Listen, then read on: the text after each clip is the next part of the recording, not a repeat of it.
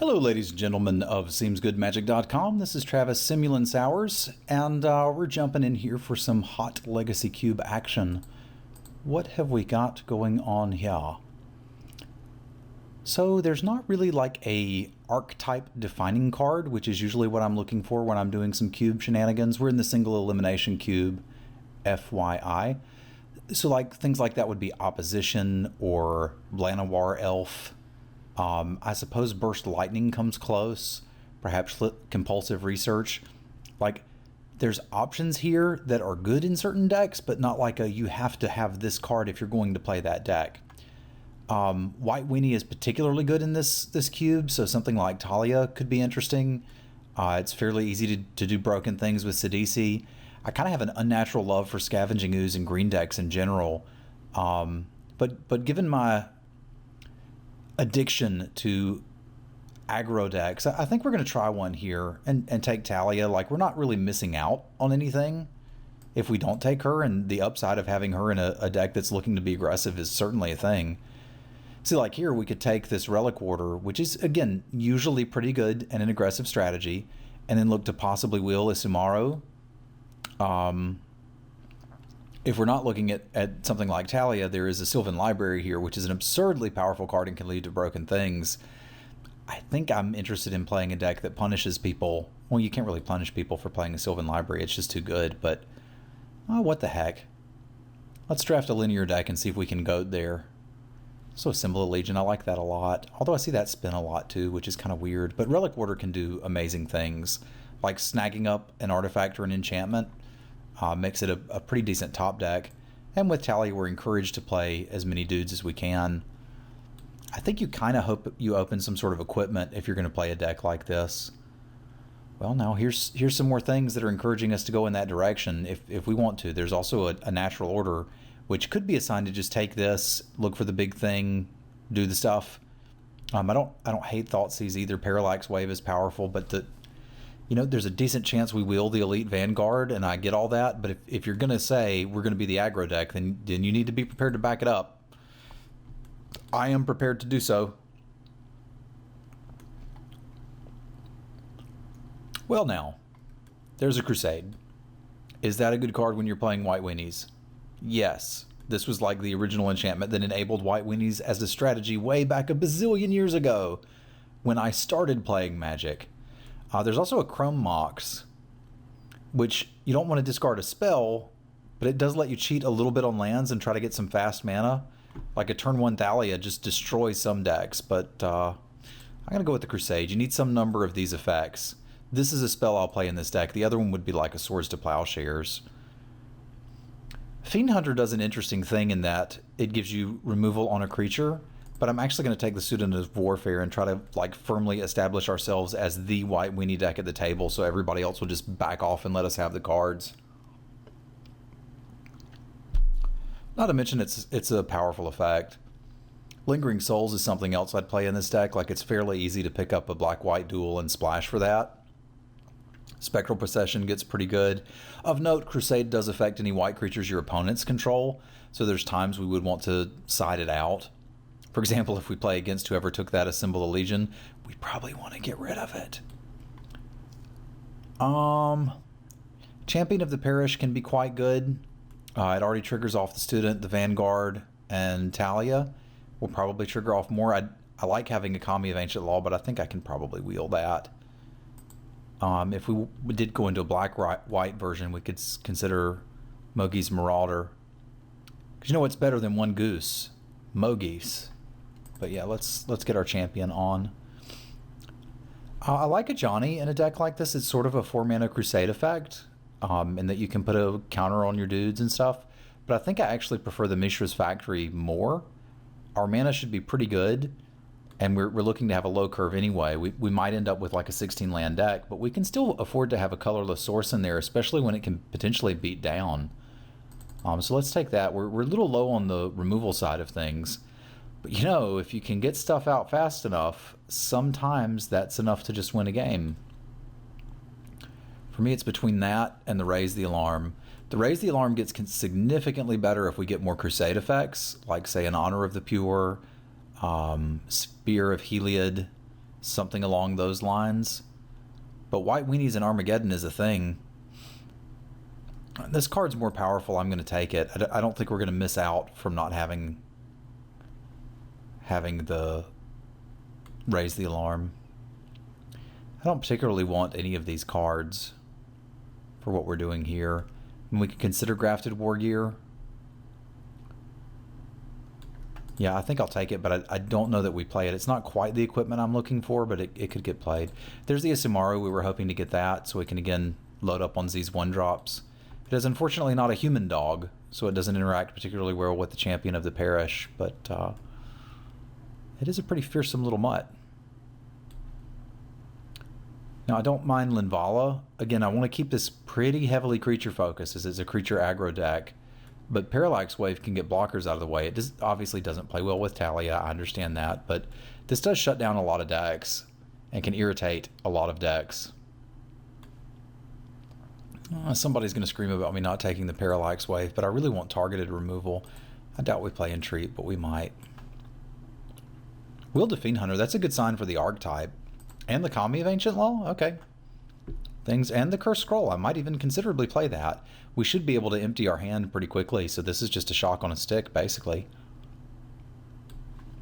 Obviously, it doesn't necessarily play well with the Armageddon, but I can see this coming in and out, depending on the matchup and kind of what we're doing, and things of that nature.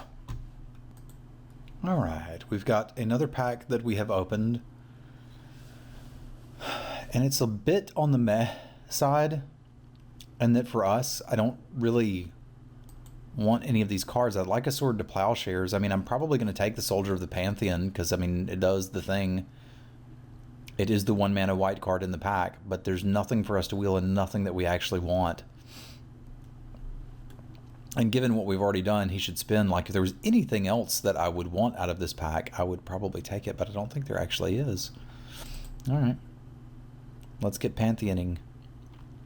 There's the Swords to Plowshares I've been saying how much I would like for this entire event so far, so let's just grab it and be happy that it's here.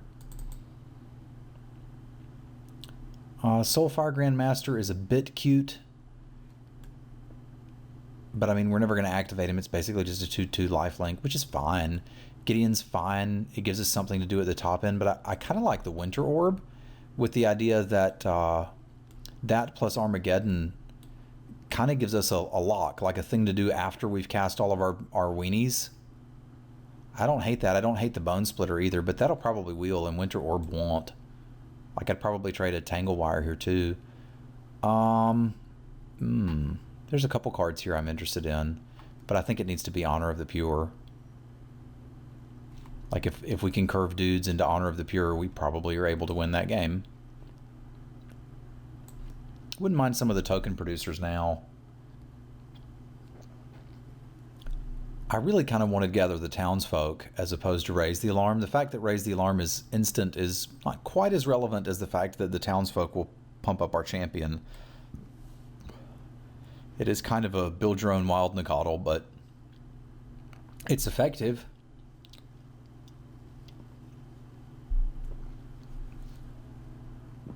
The danger of Armageddon and Winter Orb when you're pursuing a strategy like this is if somebody has Artifact Ramp or Elf Ramp, you're going to be a little destroyed.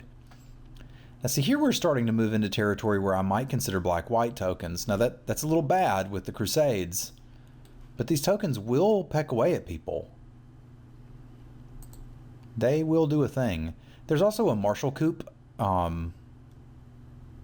I'm never going to get tired of this joke. That's where you keep military chickens, in case you were wondering. But Bitter Blossom's enough that we might consider taking this archetype in a slightly different direction. I mean, it's kind of an absurd card. Like, the Crusade and the Honor of the Pure do go well with our 1-drops, but you kind of want tokens to go with them anyway. If everybody else is doing something broken, we're basically trying to run them over before they can accomplish it. I'd like one more piece of removal to go along with that, at the very least. Like a Path to Exile would be fantastic. But this Bitter Blossom is speculative, and there wasn't much in that pack anyway. think this is a pretty clear Emrakul, as that's basically what this deck is looking for. Oh, there's a Spectral Procession. Maybe I'll just take that. It is kind of sad to see Emrakul that late. I've had some really fun cube decks involving the Flying Spaghetti Monster. Now we've got a real choice. We've got an excellent 1-drop for a deck like this, and we've got another Ravages of War, which is another Armageddon Winter Orb shenanigans. Like, that gives us a little bit of redundancy and that we have this, but I feel like with this many 1-drops, we may actually be able to put some significant pressure on people. That's not a 1-drop. That's not a 1-drop. We may not play this at this point. So as much as I'm loath to do it, if this had been in the last pack, that would have been great. Well, not the last one, the one we took the Bitter Blossom from, but I'm going to give Gideon a shot. See if you can hold your weight in the cube. Seeker of the Way can certainly put on some pressure, but we don't have a way to deal with anybody's stuff. So, like, this is 2 mana, put a creature on top of your library, and it can be better than that.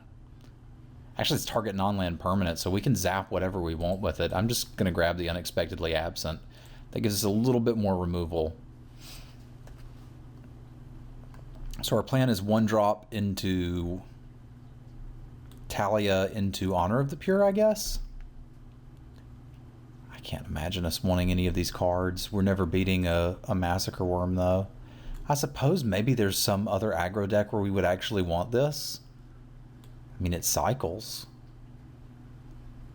But yeah, let's just hack a Massacre Worm.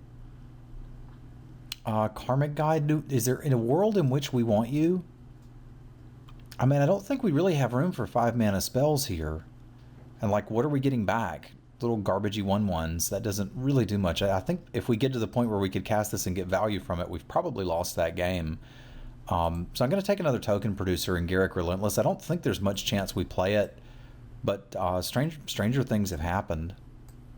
I want to move him over here, but I can't. I can do it like this. There you go, Garruk. Enjoy your spot in the sideboard. Yeah, 2-drop is fine. I mean, Bone Shredder's probably better, but we're not really getting any value off of him. Blade Splicer's fine. Makes multiple dudes. Land Tax is even playable. I doubt we main deck it, but we might. Let you skimp on lands a little bit. Reckoner's actually just fine for this deck too. Like, get on in. Alright, we got almost all the dudes we need. I'd like one more removal-ish spell, and we'll decide if we're going to run the Mana Denial package as well. I do like the 6 1-drops. More human synergy would be good. We got one here. Oh, there's a Mutavault and a Path. It's a tough one. Human Cleric, that's not bad. I think I probably have to take the Path. Because if we can't kill their dudes, we can't win. But Mutavault would be really good. As in, the more man lands you get, the better off you are. But I think we have to take the Path here. That puts our deck at almost complete. I'm going to put the Cursed Scroll over here. Like this, these are basically packages that we can decide if we want or not. I don't think there's a world in which we could play a Geist of Saint Traft. Like, we'd have to get, like, what, 4 blue-white duels pretty damn quick for that to be a thing. It's probably the thing that's most likely to get in there, though. We clearly don't want a Wrath. Can't beat one either, but, I mean, that's fine. They've got to draw it. I'll take the Geist as it has the highest potential, but it's a bit late at the start of Pack 3 to start thinking you're going to get dual lands. Because, pro tip, you're not. Watch me get past them now that I've made such a bold statement. Ooh, kitties. There's a cat here. So if I take the cat, we are doing what? We're going to play it because it's a cat and it makes tokens, and tokens are good. No, all right. Let's take the cat. This puts us in the situation of we have more cards than we can play. So it's a question of, do we want to cut creatures? Do we want to cut some of this package? And again, I think there's decks that this is going to be really good against and decks that it's going to be not so great against. Here's a Hallowed Fountain if we want to go on the Geist plan. I don't believe that we need to. There's a Precinct Captain that plays really nicely with our Crusade in Honor of the Pure. There's also Lingering Souls, which plays even better with them, but very little chance we'd be able to flash it back. We could also consider taking the Faith's Fetters as just another piece of removal. Like, let's say we do something like this, and we'd still run the Mishra's Factory.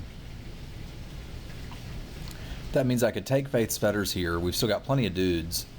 And perhaps we spend this Precinct Captain. I think that's reasonable. I mean, it doesn't play well with Talia, but whatever. You're going to have some spells in your deck anyway. It's a nice short curve. I think we can cheat a little bit on lands and run 16.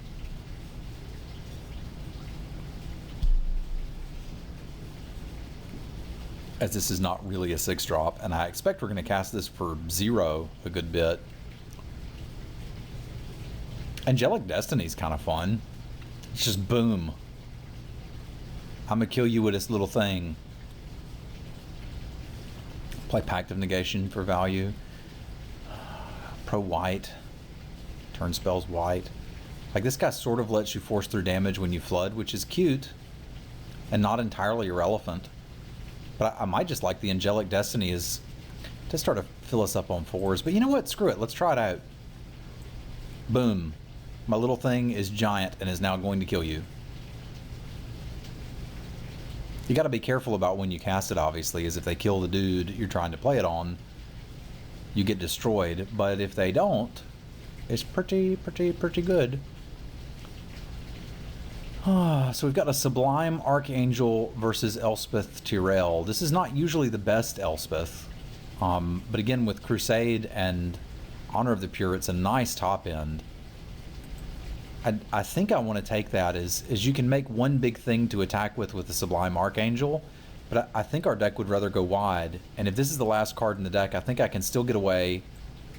Because again, if we put these where they're likely to hit the curve, I think I can play one 5-drop in a 16-land deck and not be completely insane. So I think we'll start without the Mana Denial package and bring it in when we think it's going to be good. It's a Glorious Anthem. There's also a Flicker Wisp. I don't have a lot of Flicker Wisp value that's just jumping out at me. It's a Blade Splicer. Soulfire Grandmaster doesn't really do anything.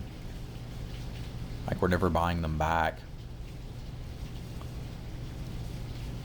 Like, if I take the Glorious Anthem, it's only because I want to side out the Crusade against other non-white decks. Maybe the Flicker Wisp is just better than this Grandmaster. Like, a 2/2 Lifelink Bear is not super absurd. It doesn't let me put on the pressure quite as fast. I mean, it is a human. There's a Secure the Wastes, too. I guess it's a good problem to have that you're trying to figure out what to cut from your deck. Like, Revelark looks fine, but again, if you can cast the Revelark, you probably have lost that game anyway. Secure the Waste seems good, though, with 2 Crusades for sure. Spun the Mutavault. And the Brago, that's weird.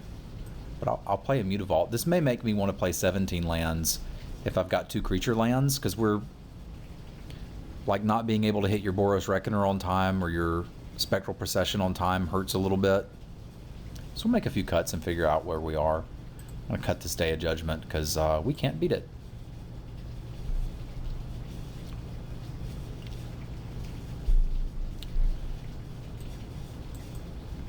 Too many playables. What a good problem to have. Clifftop Retreat is interesting, but I don't think I want it. Basilisk Collar. I don't have anything fun to do with that. Let's take a Spellskite. I doubt we want it, but we might. We did spin the Precinct Captain, which I thought we might. That's a strict upgrade over the Soulfire Grandmaster. Watch me not be able to play it because of Mutavault and Mishra's Factory. And Hackadargan Fodder. And a Eureka. Although Psychotog is probably scary. We got the Glorious Anthem anyway. Okay. I mean, heck, we may as well put this in the pile of considerations too, and then figure out what we're doing for sure during deck building. Okay, here we are at deck building.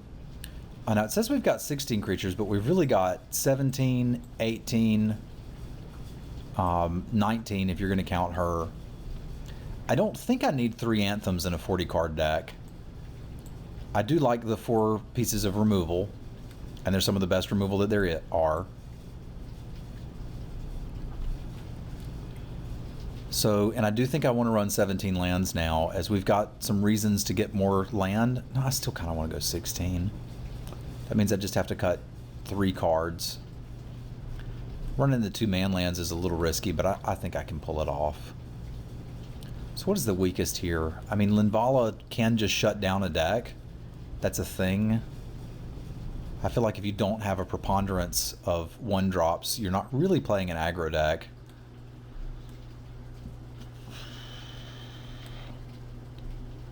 Like Flicker Wisping the Blade Splicer is cool. Flicker Wisping the Fiend Hunter to reset it is kind of cool.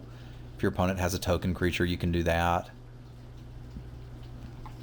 I don't want to cut any of these cards. I guess we just play 13 lands and go. You've got to cut something, Travis. Cut something. Go ahead and cut something. It's not going to be hard. You can do it.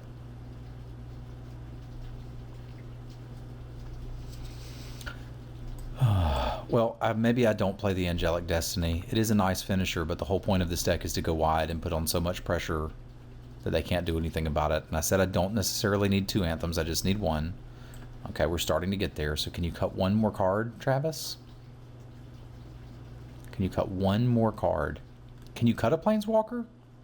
I don't know if you can do it, especially not Elspeth.